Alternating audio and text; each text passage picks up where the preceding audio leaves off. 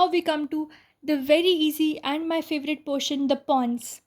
The pons, where it is located, how it is located, and what are its structures, we are going till the level of internal structures we are going to discuss in this video. So first of all, we come to this diagram. This diagram is actually showing the brain with the cerebral cortex over here. Then this is the midbrain. Beneath the midbrain, we have the pons, then the medulla, then spinal cord. And this posterior side is the cerebellum. So your pons has posterior side, the cerebellum. So you can say pons is anterior to cerebellum and connects the medulla oblongata to midbrain. So pons is anterior to cerebellum and connects your medulla to the midbrain. So it's a connection between midbrain and the medulla oblongata, and it is anterior to the cerebellum. Now the word pons literally means a bridge that is connecting the two right and left cerebellar hemispheres. So in this diagram you see this is our pons, this is our midbrain, and this is our medulla, and pons is actually connecting the midbrain with the medulla. And you can see there are a lot of transversely running fibers. These fibers are connecting the two cerebellar hemispheres with each other. So pons is a bridge between the right and left cerebellar hemispheres. The anterior surface of the pons is convex from side to side and shows many transverse fibers that converge on each side to form middle cerebellar peduncle. So in this diagram, you can see the transversely running fibers, and you can see the convex shape of the pons, and these fibers are going to connect the two cerebellar hemispheres. Now, if we make a little bit side view diagram, you can see this is our midbrain, this is our pons, the medulla, then spinal cord, and then this is our midbrain over here and the cerebellum over here. So we know that the midbrain is connected to cerebellum by superior cerebellar peduncle, then pons by the middle cerebellar peduncle, and the medulla by the inferior cerebellar peduncle. Always know that the middle cerebellar peduncle is so large that it is going to actually have the superior and inferior cerebellar peduncles beneath it. For example, this is my middle cerebellar peduncle and this is the inferior cerebellar peduncle, it is beneath it. Similarly, the superior cerebellar peduncle will be beneath it and the middle one will be above both.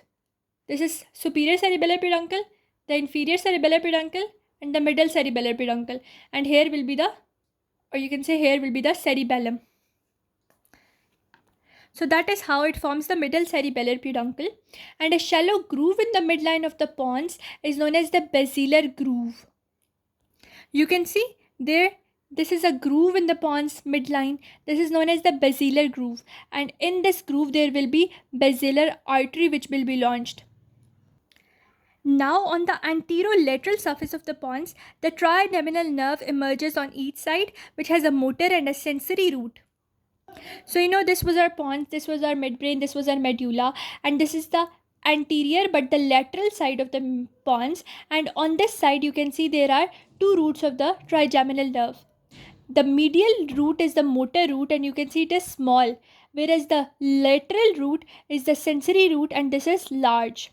Secondly, between the junction of the pons and the medulla oblongata, three nerves are coming out: the sixth nerve, the seventh nerve, and the eighth nerve, the abducent nerve, the facial nerve, and the vestibulocochlear nerve.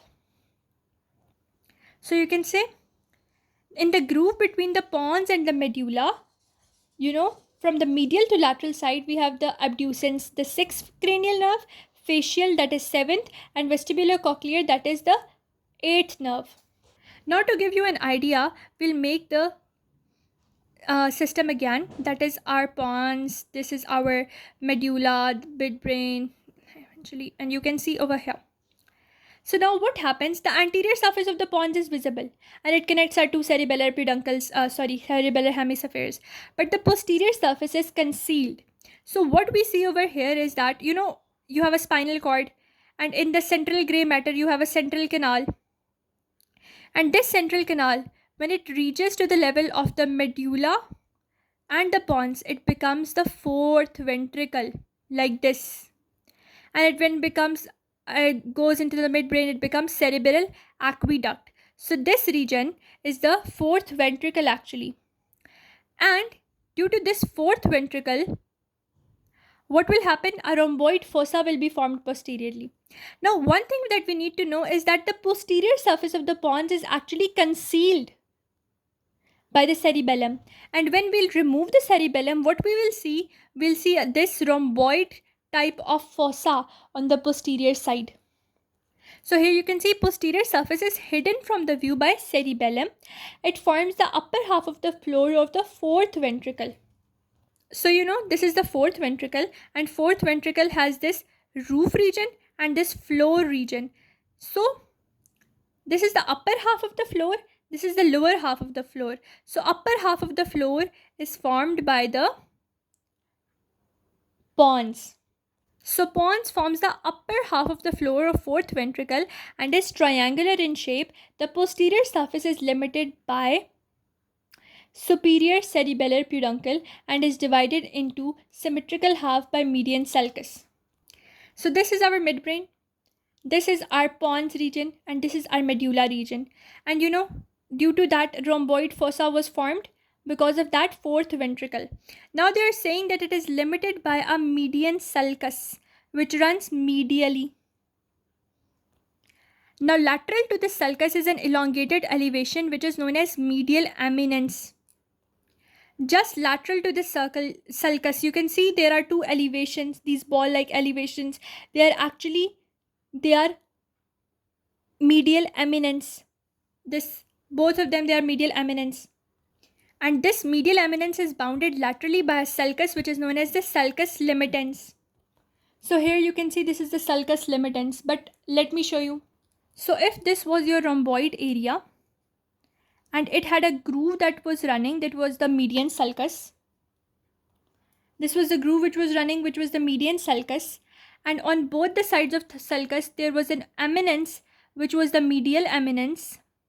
And on the side of the medial eminence, it was limited by this region that I've written in black. This is the sulcus limitans. Now the inferior end of the medial eminence is expanded to form facial colliculus, which is actually when the abducens nerve winds around the facial nerve. So this was your sulcus, median sulcus. On its sides of it we had the medial eminence, and on this lower region we had this expanded portion which is actually facial colliculus. So what is happening over here? If we take a little bit lateral view, because laterally it is easy to understand, and we make the fourth ventricle over here, and now we make this expanded region which is the facial colliculus.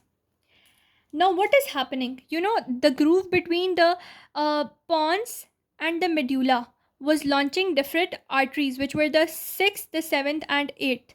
So what happens? The 6th artery is coming out here, but the 7th one has its nucleus which is winding around this portion and producing a type of bulge which is known as the facial colliculus. So 7th, which is the facial nerve, when it winds around the abducens nerve, it produces a bulge in the fourth ventricle floor, and this bulge is known as the facial colliculus.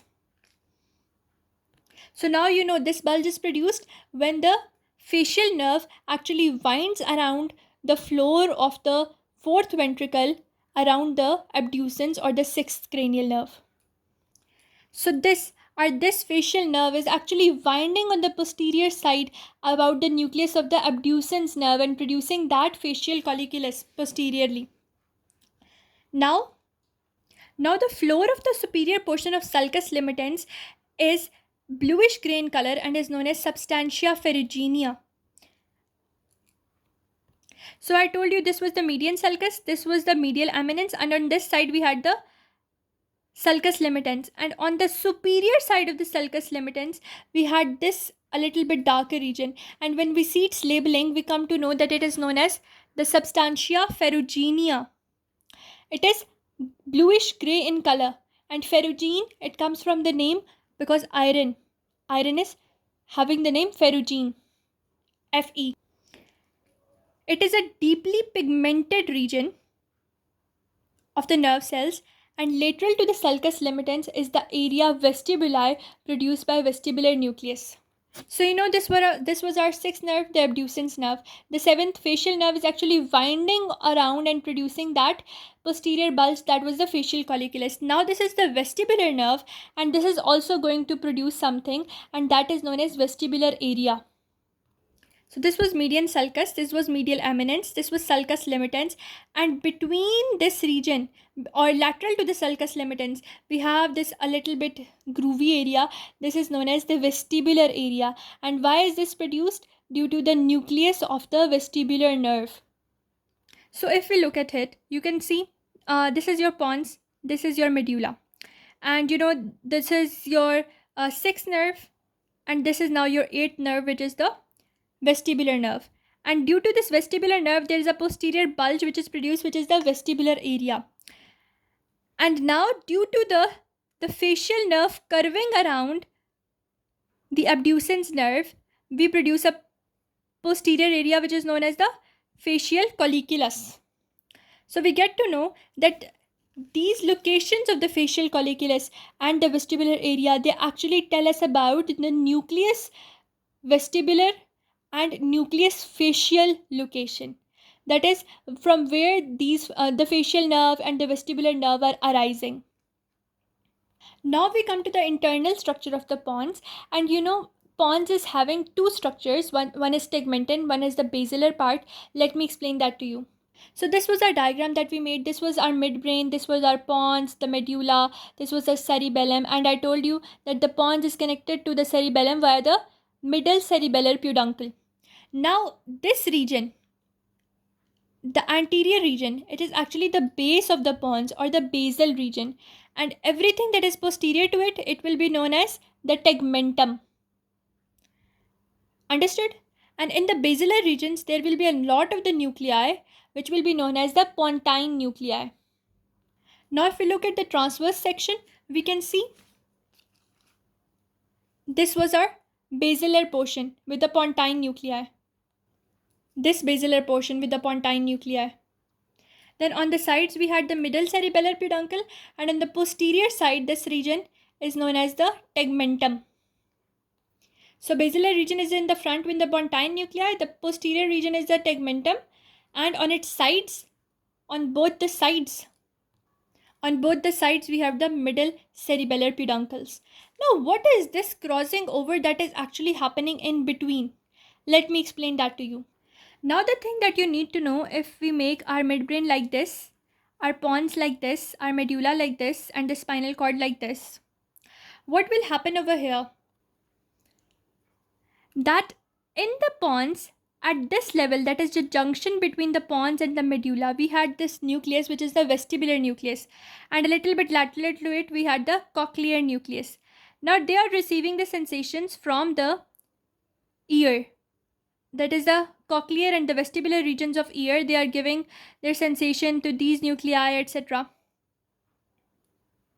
Now fibers are going to emerge from one vestibular nucleus like this, and from another vestibular nucleus, and from the other vestibular nucleus like this, and they will cross over and they will move upwards. Similarly, this one fiber, it is crossing over to the contralateral side and it is moving upwards. Due to this crossing over in the midline, this is known as the trapezoid body, and these fibers which are moving up, they are known as lateral lemnisci. So when you read it over here, transversely running fibers of the trapezoid body. And where is the trapezoid body formed from? From the vestibulocochlear nerve, which has its fiber running in the midline. So if we have these vestibular nucleus, their fibers cross in the midline and they produce this crossing over as a trapezoid body. And when these fibers will ascend upwards, they will form the lateral lemniscus. Now to study the internal structure of the pons, we will have two transverse sections. One will be at the level of the facial colliculus and one will be the cranial portion passing through the trigeminal nucleus. That is, one will be this, the region will be this cutting, and the second cutting will be at the level where facial colliculus is produced, and one will be at this level cutting. One reference is anterior and one is posterior. One is the facial colliculus level and the other reference is where the nucleus of the trigeminal nerve is.